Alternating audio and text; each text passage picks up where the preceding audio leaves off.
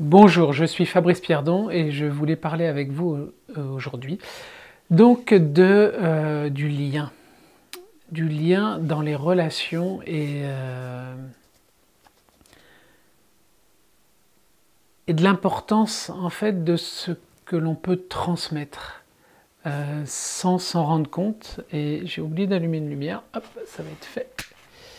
Voilà. Donc je voulais parler avec vous du lien et de la manière de transmettre en fait quelque chose de manière que parfois presque invisible en fait, pour être précis, parce que là c'est pas très clair en fait. Quand mon père est décédé il y a maintenant près de 7 ans, parce qu'il est décédé 15 jours avant la naissance de ma fille. Et c'est une histoire un peu, comment je pourrais dire, un peu étrange. Il est décédé en fait suite d'un cancer du cerveau. Et bon, il avait une maladie génétique et c'est un peu compliqué, voilà. Et ce qui est important, c'est que je me suis rendu compte à son décès que mon père n'était pas une personne qui parlait beaucoup et qui exprimait pas forcément beaucoup ses sentiments, voire même qui avait été un petit peu plutôt violent avec moi quand j'étais petit, ou moins plus jeune. Et nous n'avions pas forcément une entente, en tout cas jeune, c'était un peu plus compliqué. Après, quand j'avais entre 25 et 35 ans, ça s'est très nettement arrangé, et c'était même plutôt sympathique. Après, c'était pas un bavard. Et je me suis rendu compte donc à son décès de tout ce qu'il m'avait transmis, sans que je m'en rende compte en fait. C'est-à-dire de toute une espèce de transmission silencieuse par les actions. Et ça m'a aussi rendu d'autant plus sensible aux relations, à tout ce qui est invisible en fait dans une relation et tout ce qui passe comme information, qui peut être soit de la communication, soit d'un point de vue des relations, mais aussi le retour qu'on peut avoir par rapport à ce qui se produit.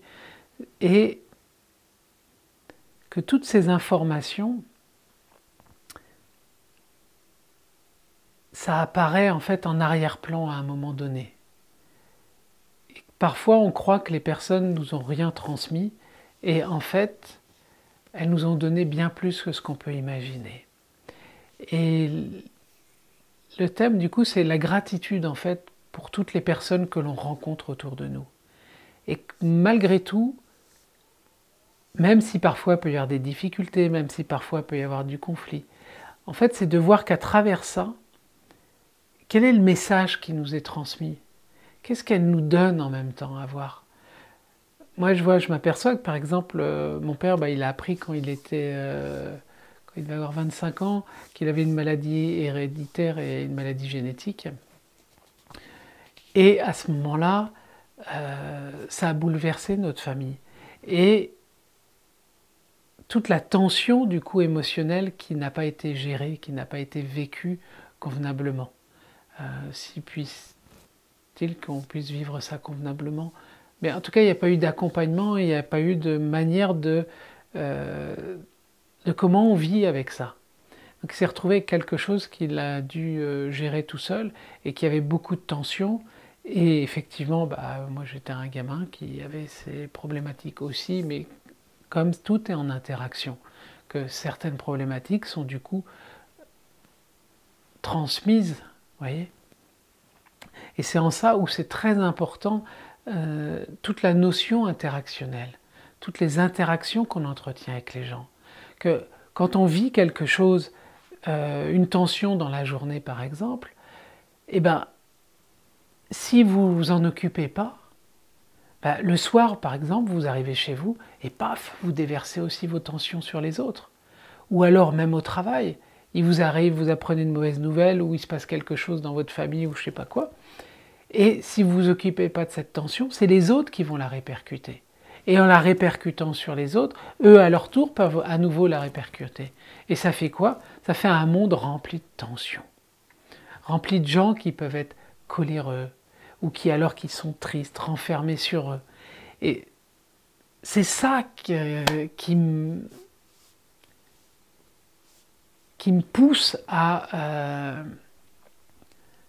diffuser des outils, à diffuser le travail sur soi que l'on peut faire, à travailler sur notre ego, à travailler sur nos émotions, à travailler sur tout ce qui nous constitue, de manière à reprendre notre verticalité, d'aligner le corps, le cœur et la tête, que tout s'ouvre pour reprendre cette verticalité et non cette horizontalité qu'on peut avoir, qui nous amène à être dans une dimension de l'humain qui est lourde, qui est pas du tout agréable, même au-delà de ça, quoi, qui est glauque même parfois. Et qu'en se réalignant et en se reconnectant à notre joie intérieure, comme la joie de l'enfant, à ce moment-là, on élève notre vibration, on pourrait dire notre joie du coup. Et à ce moment-là, on retrouve quelque chose et on rentre en contact avec quelque chose qui est beaucoup plus grand que nous. Et de voir que du coup, on peut s'apercevoir qu'on peut être connecté à beaucoup de choses dans cet univers. Et c'est ça qui est important. C'est quand on commence à avoir fait même un début de job par rapport à nous-mêmes, de voir que plus on avance, plus il se passe des choses incroyables dans nos vies. Plus on peut rentrer en relation avec les autres d'une manière plus facile, plus on est en relation avec nous-mêmes d'une manière beaucoup plus ouverte, plus on peut être en contact avec d'autres formes de vie, du moins certains appelleraient ça des guides, ou en tout cas avec d'autres formes d'énergie, et même tout simplement de s'apercevoir du miracle de notre quotidien, de notre vie. C'est ça qui est important. C'est ça qu'il faut connecter chaque jour. Et on peut méditer, ok, mais on ne médite pas pour baisser les tensions forcément. On médite pour se recentrer, être avec nous-mêmes, c'est comme un hymne à la joie. On ne se sert pas de la méditation, comme j'ai pu voir, comme une tentative pour essayer de nous calmer. Dans ces cas-là, c'est une méditation active et quotidienne qu'il faut avoir, mais quotidienne, c'est-à-dire du plein temps, c'est-à-dire d'être présent à nous-mêmes. C'est ça l'intérêt de la méditation, c'est d'aller toucher quelque chose au cœur de nous-mêmes, pour ouvrir notre cœur, ouvrir nos perceptions. Et plus on va ouvrir ses perceptions, plus on va pouvoir se connecter à son prochain, se connecter aux autres avec amour, entre guillemets, parce que même si l'amour, dans notre société, en tout cas, on n'y est pas encore, même si les gens, tout le monde parle d'amour, ceci, cela, on est surtout dans les relations amoureuses, on est dans un niveau d'attachement plutôt qu'une version de l'amour. On est plus sur une autre dimension encore. Toucher, être dans le cœur et vraiment être dans cette dimension-là, il y a très peu de gens qui y sont. J'ai eu la chance de croiser peut-être 7 personnes, je pourrais dire, ouais, qui m'ont vraiment marqué et qui étaient dans vraiment une autre dimension de nous-mêmes, qui étaient dépouillés de tout un tas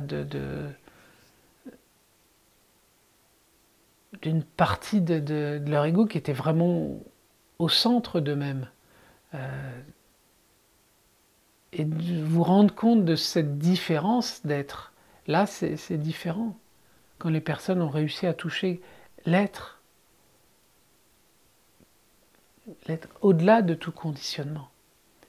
Et c'est ça qui est important. Et c'est pour ça que notamment Au cœur de l'humain existe. C'est pour ça que ces stages existent. C'est pour reconnecter avec ça, avec cette dimension de nous-mêmes. Pour nous remettre dans cette verticalité avec nous-mêmes. Et non pas dans cette espèce de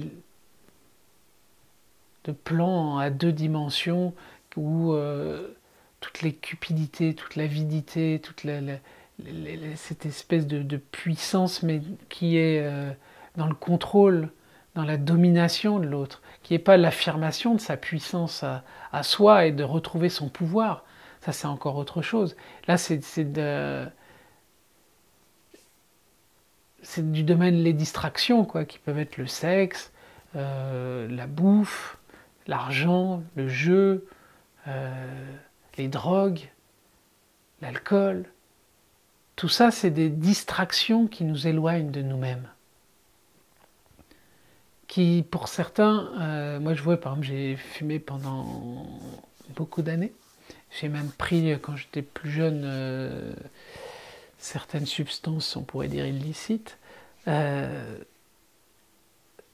voulais ouvrir les perceptions, je voulais faire tout un tas de trucs. Et en fait, tout ce que ça faisait, il y a beaucoup de gens, je vois, qui fument le pétard, c'est pour limiter les tensions. C'est parce qu'elles ne savent pas quoi faire avec toutes les tensions qu'elles ont, avec toutes leurs émotions. Elles ne savent pas comment les vivre. Donc du coup, de fumer, de prendre des choses, ça permet de sortir de son quotidien. Et ça permet aussi, du coup, de revenir dans le présent. Et tout l'enjeu, il est là, j'ai l'impression. C'est que certaines choses nous font sortir de nous-mêmes, pour nous désinhiber, pour nous faire vivre des expériences un peu différentes.